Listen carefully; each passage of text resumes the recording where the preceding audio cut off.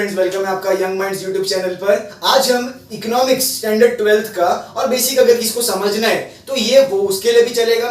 हम आज demand analysis के बारे में पढ़ेंगे। सर डिमांड क्या होता है? इकोनॉमिक्स में डिमांड और सप्लाई ये दो चीज बहुत बड़ी चीज होती है, बहुत बड़ा कॉन्सेप्ट होता है। सर डिमांड के बिना इकोनॉमिक्स बनता ही नहीं है। क्यों?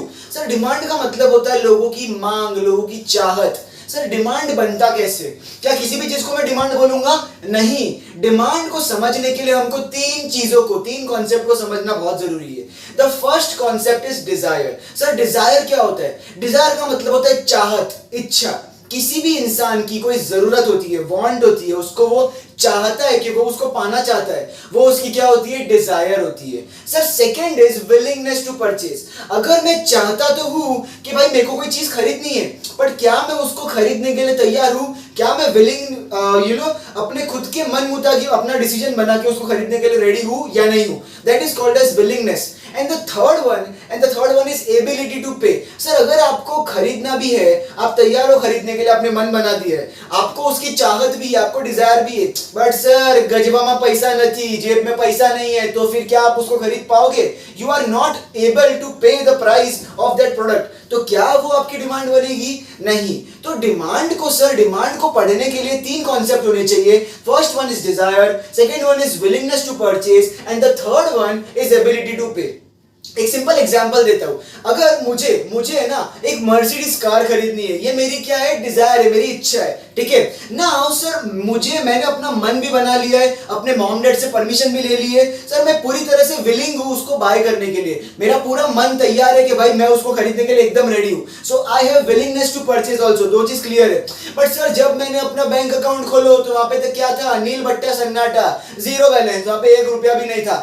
तो क्या I am able to pay the price for that Mercedes car? No.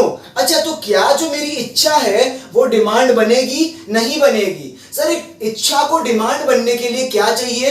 ये तीन चीजों का पूरा कॉम्बिनेशन चाहिए। जब आपके पास डिजायर होती है, विलिंगनेस होती है और एबिलिटी टू पे भी होती है, सर ये तीनों चीज मिला के ही डिमांड बनेगा। अगर इनमें से कोई भी एक चीज भी मिसिंग है तो वो डिमांड नहीं कहलाया जाएगा। फॉर एग्जाम्पल, आपको ना एक लड़की से बहुत प्यार है, आप चाहते हो, आपकी इच्छा है कि ना आप उससे शादी करो। नाउ आपके पास एबिलिटी भी है उससे शादी करने की। आई मीन जो भी रिक्वायरमेंट होती है शादी के लिए, अच्छा पैसा, अच्छा घर, अच्छी नौकरी, सब कुछ है।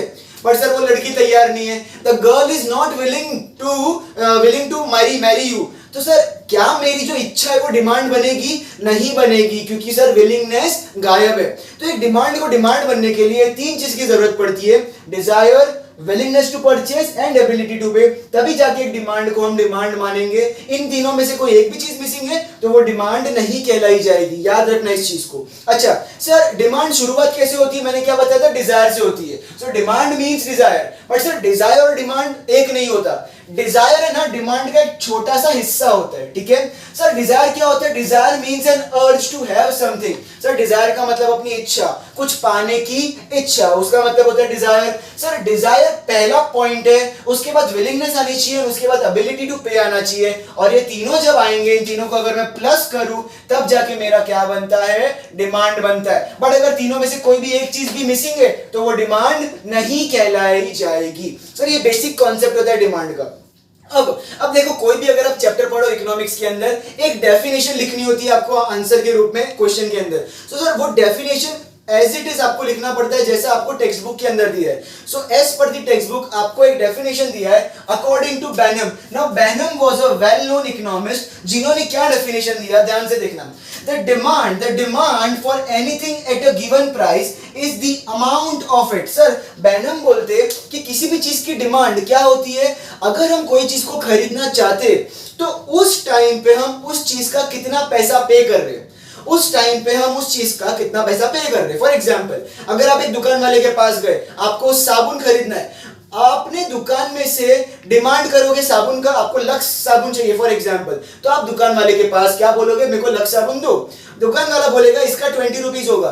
तो यहां पर क्या थी सर? डिमांड कब कहलाई जाएगी? जब आप वो लक्स साबुन को लोगे और दुकान वाले को वो 20 रुपीज पे करोगे तब। जब तक आपने पैसे पे नहीं किए तब तक वो डिमांड पूरी नहीं होगी, क्योंकि दुकान वाला जब तक आप पैसे पे नहीं करोगे तो आपको थोड़ी ना साबुन देगा। सो डिमांड कब मानी जाती है? एक पर्टिकुलर टाइम पर, जब आप उस टाइम पर दुकान वाले को पैसे दे रहे हो तब जाके आपकी डिमांड सेटिस्फाई हो रही है, उसी को हम डिमांड मानेंगे, ऐसा पैनम बोलते हैं। आगे क्या बोलते हो? Which will be brought per unit of time at that price. Sir उस प्राइस पर, उस वक्त पर मैंने कोई चीज खरीदी, उसी को मैं डिमांड मानूंगा, उसके अलावा कोई भी चीज डिमांड नहीं होगी। नाउ बेनम के हिसाब से डिमांड के दो फीचर होते हैं। First feature is demand is a relative concept. क्या होता है डिमांड? एक relative concept. What do you mean by relative concept? ये हमने यूटिलिटी में भी पढ़ा था। सर रिलेटिव कॉन्सेप्ट का मतलब होता है कि कोई भी चीज जो टाइम और प्लेस देखकर चेंज हो जाती है, that is called as demand. Of course sir time के हिसाब से क्यों चेंज होगी? देखो गर्मियों के मौसम में आप कॉटन के क्लोथ्स की डिमांड करोगे, वेयरइन आप ठंडियों के मौसम में कॉटन की क्लोथ्स की डिमांड नहीं करोगे। सो टाइम के हिसाब से मेरी डिमांड चेंज हो गई। सर प्लेस के अंदर भी सेम है। आप अगर आप सपोज समर में, आप सपोज राजस्थान में रहते हो, सर राजस्थान में आपकी पानी की डिमांड बहुत ज्यादा होगी, आपको एसी की डिमांड बहुत ज्यादा होगी क्योंकि बहुत गर्मी होती है। बट सिमिलरली अगर आप जम्मू कश्मीर चले गए, सर जम्मू कश्मीर के अंदर आपको एसी की डिमांड कम होगी। क्यों? क्योंकि सर वहां पर पहले से ठंडी होती है, आप एसी में हीटर मांगोगे तो आपकी टाइम और प्लेस के हिसाब से डिमांड चेंज हो जाती है, इस वजह से उसको रिलेटिव कॉन्सेप्ट बोला जाता है। नेक्स्ट सेकंड फीचर होता है it is essentially expressed as time and price. अब देखो रिलेटिव कॉन्सेप्ट क्या बोलता है कि डिमांड को टाइम और प्लेस के हिसाब से वेरी करना चाहिए, चेंज करते रहना चाहिए, क्योंकि वो होता है टाइम और प्लेस के हिसाब से चेंज। बट एसेंशियली अगर डिमांड को देखा जाए तो वो दो चीज पर डिपेंड करता है, that is time and price, that is time and price. अब देखो सीधी वाली बात, अपन का जो इंडियन पॉपुलेशन है, बेसिकली जो पॉपुलेशन होता है पूरे वर्ल्ड में, वो क्या होता है, मैक्सिमम सब लोग अमीर तो नहीं होते। तो सर जो मिडिल क्लास पब्लिक होती है, मिडिल क्लास पब्लिक या average earning people, earning member, वो लोग क्या सोचेंगे? सर कोई भी चीज खरीदने के पहले हम उनका प्राइस टैग देखते हैं, भाव कितना है, ठीक है। अब देखो कोई भी चीज अगर बहुत ज्यादा महंगी होती है, हमें भले ही उसको इच्छा है खरीदने की, बट अगर बहुत ज्यादा महंगी होती है तो हम उसको क्या करते हैं? हम उसको नहीं खरीदते, उसको बोलते हैं चलो ठीक है बाद में और सेविंग्स करूंगा और फिर खरीदूंगा मैं, ठीक है। अब देखो कोई भी चीज अगर बहुत सस्ती होती है तो हम उसको जल्दी खरीदने की कोशिश करते हैं बिकॉज हम उसको अफोर्ड कर सकते हैं। तो जो प्राइस होता है ना, प्राइस वो डिमांड के अंदर बहुत ज्यादा अफेक्ट करता है और मैटर करता है, ठीक है। सो सर इससे हम एक कॉन्सेप्ट पढ़ेंगे जो डिमांड का बेसिक कॉन्सेप्ट होगा, और वो होगा, देखो ध्यान से, डिमांड कॉन्सेप्ट। यहां पे मैं लिखता हूं डिमांड कॉन्सेप्ट। सर इस कॉन्सेप्ट में हम क्या पढ़ेंगे? इस कॉन्सेप्ट में हम डिमांड को एकदम डिटेल में स्टडी कर देंगे। अब देखो बेसिक चीज डिमांड के अंदर क्या समझनी है हमको, ये है प्राइस और ये है डिमांड। अब एक कॉमन सेंस के हिसाब से बताऊंगा, देखो कोई भी चीज का जब भाव बढ़ता है, कोई भी चीज का अगर भाव बढ़ता है तो क्या लोग उसको खरीदेंगे?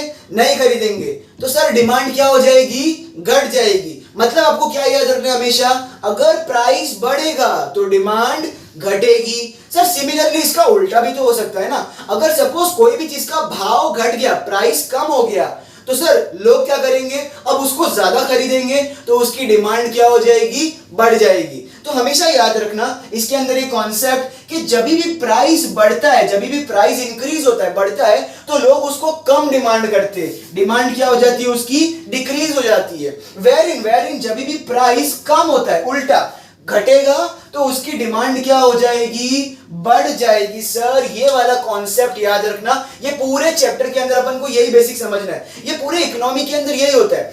कभी भी कोई लोग जो होते हैं, फॉर एग्जांपल मैं एक ऑर्डिनरी मैन हूं, तो कोई चीज अगर महंगे में मिल रही है तो मैं क्यों खरीदूंगा उसको?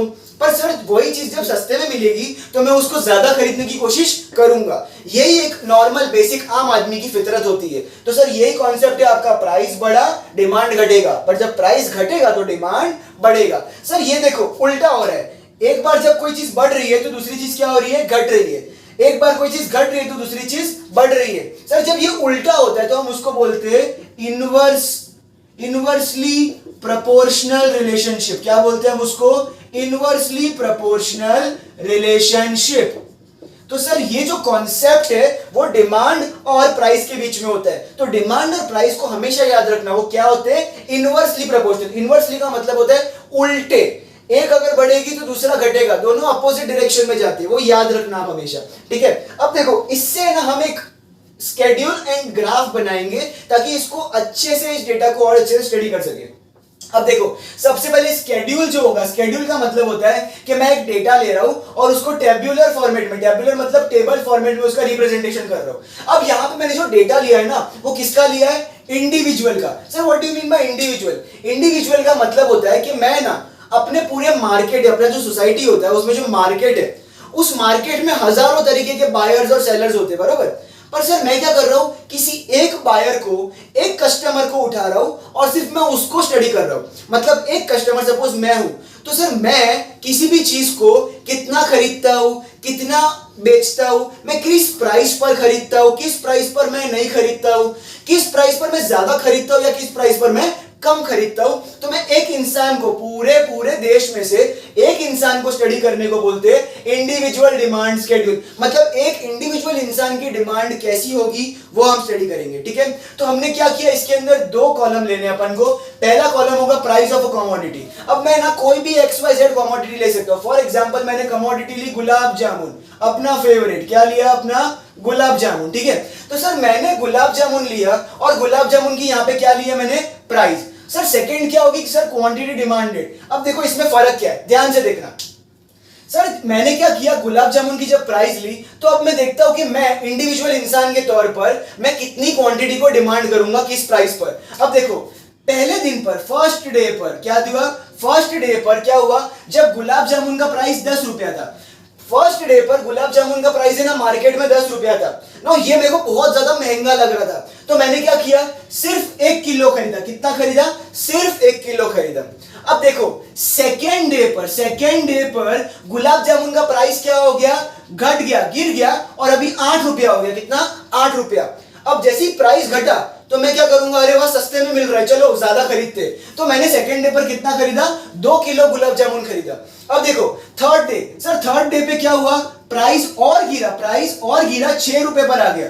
सर मुझे लगा ये तो और सस्ते में मिल रहा है, चलो और खरीदते। देखो यहां पे मैंने एक कंसेप्ट बताया था, जब आपका प्राइस गिरेगा तो आपकी डिमांड देखो बढ़ेगी। तो देखो यहां पर भी प्राइस गिर रहा है तो देखो डिमांड क्या कर रहा हूं मैं अभी 3 किलो, मतलब मेरी डिमांड क्या हो रही है? बढ़ रही है, देखो इंक्रीज हो रही है।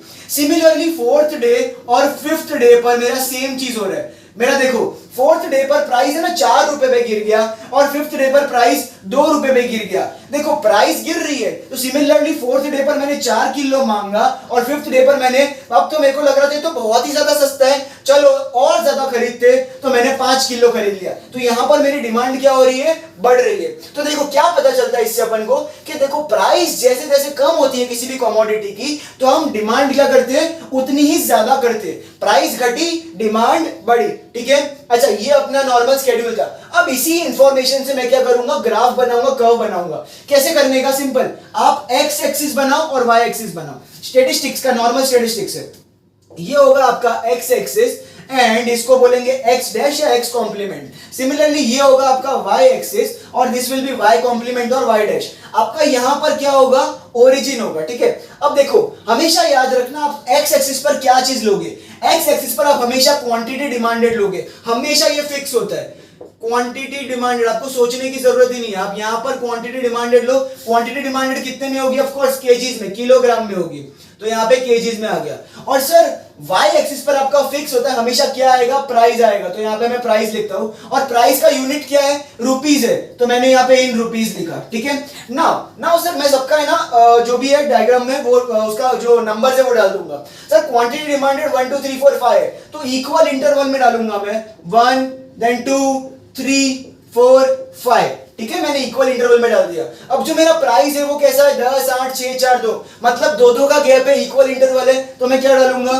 2, देन मैं डालूंगा 4, मैं डालूंगा 6, देन मैं डालूंगा 8, देन मैं डालूंगा 10। इक्वल इंटरवल में मेरा आ गया। अब देखो क्या करना है, अब मुझे प्लॉटिंग करनी है। सर पॉइंट प्लॉट करना है, कैसे करूंगा? देखो जब प्राइस 10 था मैंने कितना किलो डिमांड किया था? 1। तो देखो यहां पे मेरा प्राइस कितना है? 10, ये मेरा प्राइस है 10, तो मैंने डिमांड कितना किया? 1। तो यहां से मैं इन दोनों को कनेक्ट करूंगा और यहां पर मेरा ये ऐसा लाइन बनेगा, एक ग्राफ बनेगा, ठीक है, बार ग्राफ जैसा बनेगा। अब 8 पे कितना किलो है? 2, तो ये मेरा प्राइस 8 है, ये मेरा 2 किलो है, तो मैं इन दोनों को कनेक्ट करूंगा तो मेरा यहां पर आ जाएगा 2 किलो पे, ये मेरा बार ग्राफ जैसा बन रहा है। 6 पर 3, 4 पे 4, 2 पे 5, तो चलो सबको कनेक्ट करते। 6 रुपए था जब, तो मैं 3 किलो डिमांड कर रहा था। ₹4 था जब तो मैं 4 किलो डिमांड कर रहा था, ₹2 था जब तो मैं 5 किलो डिमांड कर रहा था। सर ये क्या बन गया, मेरा डिमांड ग्राफ बन गया। अब मुझे क्या करना है, अब है ना ध्यान से देखो, यहां पर ये जितने भी पॉइंट्स है, जितने भी ये पॉइंट्स है ना, उन सबको आपको क्या करना है, सबको कनेक्ट करना है। तो सारे के सारे पॉइंट्स को ऐसा कनेक्ट करो। अब देखो यहां पर एक्चुअली हो क्या रहा था, ये प्राइस था, प्राइस क्या हो रहा है, घट रहा है ना। आपको देखो मैंने यहीं पर बताया प्राइस क्या हो रहा है, घट रहा है। तो यहां पर किसी भी एक बॉक्स में बीच में क्या करोगे, यहाँ पे डाउनवर्ड सिग्नल डालोगे, इसका मतलब होता है प्राइस घट रहा है।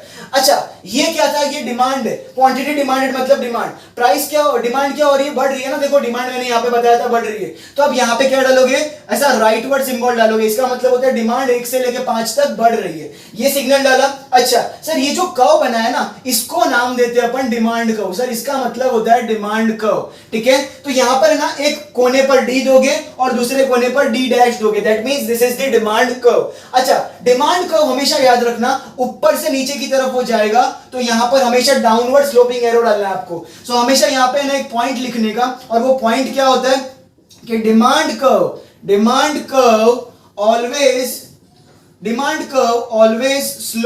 Always slopes downward. Demand curve है ना आपका हमेशा नीचे की तरफ जाएगा, फ्रॉम लेफ्ट टू राइट। क्या करेगा, फ्रॉम लेफ्ट टू राइट। अच्छा सर लेफ्ट टू राइट का मतलब क्या होता है, देखो ये देखो यहां से शुरू होता है, ये लेफ्ट की तरफ है, और यहां पर खत्म होता है, ये राइट की तरफ है ना। तो लेफ्ट से लेकर राइट पर वो नीचे की तरफ डाउनवर्ड स्लोपिंग जाए जा रहा है। तो ये था आपका इंडिविजुअल डिमांड शेड्यूल।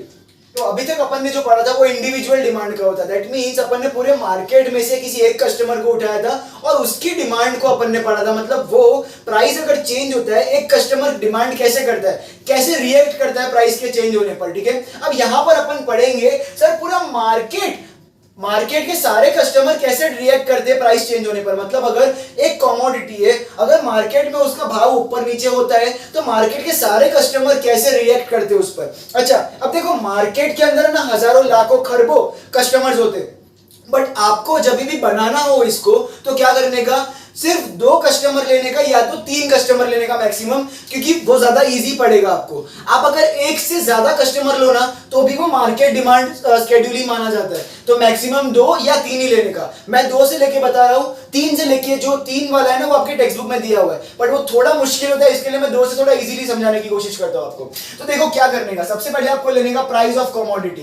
क्या लेने का, price of commodity. No suppose यहां पे अपन एक कमोडिटी लेते हैं एप्पल सब लोग खाते हैं, ठीक है, तो उसकी डिमांड भी बहुत हाई रहती है। अच्छा प्राइस लिया है तो मुझे यूनिट लेना पड़ेगा इन रुपीस। अच्छा सर सेकंड क्या होगा, सर यहां पर लास्ट में होगा मार्केट डिमांड। क्या होगा, मार्केट डिमांड, और क्वांटिटी है तो क्या होगा, इन केजीज होगा। अच्छा सर यहां पर बीच में है ना, यहां पर बीच में मैं 2 अलग अलग कस्टमर लेता हूं। यहां पे है कस्टमर ए, ये कस्टमर ए है, और ये है कस्टमर बी, ठीक है। तो यहां पर मैंने 2 अलग अलग कस्टमर्स लिए, और इन लोग की जो क्वांटिटी डिमांडेड है वो किस में होगी, ऑफ कोर्स केजीज में होगी, क्योंकि ये लोग भी डिमांड कर रहे हैं। अच्छा अब देखो क्या हो रहा है, सपोज पहले दिन पर, डे 1 पर, फर्स्ट डे पर क्या हो रहा है ना, एप्पल का प्राइस था 10 रुपया। कितना था, 10 रुपया।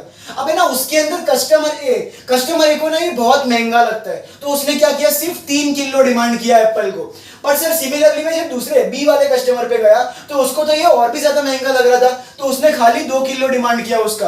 अगर देखा जाए तो मार्केट डिमांड कैसे बनेगी, मार्केट डिमांड करने के लिए अपन को क्या करने का, सारे कस्टमर्स को ऐड कर देने का। तो 3 + 2 होता है 5, तो मेरी मार्केट की डिमांड कितनी हो गई, 5 किलो। दैट मींस पहले दिन पर जब प्राइस 10 रुपया था, तो मार्केट में एप्पल की डिमांड कितनी थी, सिर्फ और सिर्फ 5 किलो। अच्छा अब मैं जाते हैं दूसरे दिन पर, सर सेकेंड डे पर इसका प्राइस घट गया, इसका प्राइस 10 से 8 पर आ गया। क्या हुआ, प्राइस मेरा घट रहा है। सर प्राइस घटा तो दोनों कस्टमर को ऐसा लगा अरे वाह अब तो और खरीदना चाहिए, तो है ना कस्टमर ए ने उस दिन 6 किलो खरीदा, और दूसरे दिन पे कस्टमर बी ने क्या किया, 4 किलो खरीदा। सर मार्केट की डिमांड दूसरे दिन पर कितनी थी, सेकेंड डे पर पूछ रहा हूं, तो सर क्या करोगे, 6 + 4 को 10 करो तो 10 किलो की डिमांड थी। नेक्स्ट मैं तीसरे दिन पर, थर्ड डे पर क्या करता हूं, थर्ड डे पर इसका प्राइस और घट गया, 6 रुपए पर आ गया। कितने पर, 6 रुपए पर। सर अभी और सस्ता हो गया। जब भी प्राइस घटेगा तो डिमांड क्या होगा, बढ़ेगा। तो अब कस्टमर ये ना अभी 9 किलो डिमांड करता है और उसी दिन पर इसकी भी डिमांड बढ़ गई, अब ये 4 से नहीं 6 किलो डिमांड करता है। सर मार्केट की टोटल डिमांड कितनी होगी, 9 + 6 हो गया 15 किलो। मतलब तीसरे दिन पर जब प्राइस 6 पर गिरा तो मार्केट की डिमांड 10 से 15 पर क्या हो गई, इंक्रीज हो गई। क्या हो गई, इंक्रीज हो गई। अब फोर्थ डे पर जाते, सर चौथे दिन पर क्या हुआ, 6 रुपए से प्राइस और गिर गया, 4 रुपए पर गिर गया। कितने पर गिर गया, 4 पर। सर जब और प्राइस गिरेगा तो डिमांड और बढ़ेगी, तो इसने अब 9 से डिमांड बढ़ाकर 12 किलो मांगा और इसने 6 से बढ़ाकर अभी 8 किलो मांगा। सर 12 + 8 होता है 20। मतलब सर जब चौथे दिन पर जब प्राइस गिरा 6 से 4 पर तो मार्केट की डिमांड बढ़ गई 15 से 20 किलो पर। अब फिफ्थ डे और लास्ट डे पर जाते हैं। सर फिफ्थ डे पर क्या हुआ, प्राइस और गिर गया, अब गिर गया 2 रुपए पर। कितने पर, 2 रुपए पर। जब प्राइस गिरा तो कस्टमर ए की डिमांड बढ़ गई 15 किलो और कस्टमर बी की डिमांड बढ़ गई 10 किलो। सर 15 और 20 से मार्केट डिमांड बढ़ गई 25 किलो। इसका मतलब है कि 5वें दिन पर जब प्राइस 4 से 2 पर गिरा तो मार्केट की डिमांड 20 से 25 पर बढ़ गई। सर ये मेरा तैयार हो गया मार्केट डिमांड शेड्यूल। क्या तैयार होगा, मार्केट डिमांड शेड्यूल। सर इससे मैं क्या बनाऊंगा, ग्राफ बनाऊंगा। ग्राफ के लिए आपको कौन सी 2 चीजें चाहिए, सबसे पहले आपको X axis and Y axis बनाना है। तो this will be your Y axis, proper arrow देने का आपको। This will be your X complement, this will be your Y complement, this will be your origin and this will be your X axis. अच्छा sir अब क्या करोगे, अब ना points plot करोगे। मैंने ना जब इंडिविजुअल डिमांड का वो बताया था तो आपको बताया था कि यहां पर कंपलसरीली और फिक्स क्या आएगा, क्वांटिटी डिमांडेड। क्या आएगा, क्वांटिटी डिमांडेड। और जो क्वांटिटी डिमांडेड वो हमेशा केजीज में होती है, इसका यूनिट देना है। पर सर यहां पर क्वांटिटी किसकी लेनी है, ए वाले की लेनी है, बी वाले की लेनी है या फिर पूरे मार्केट की लेनी है।